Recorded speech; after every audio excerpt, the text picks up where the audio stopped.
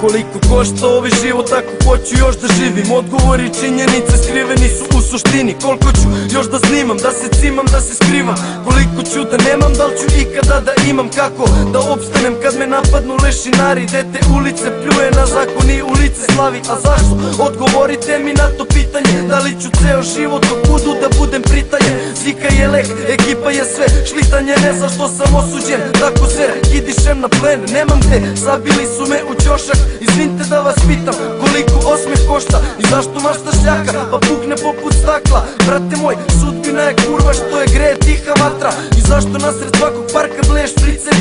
Zašto meni više nisu smešni dobri vicevi? Zašto su retki iskreni? Brate pričaj mi, zašto lopovi su sticali, a nisu ispravni? Priznaj mi da i ti si prepun greha.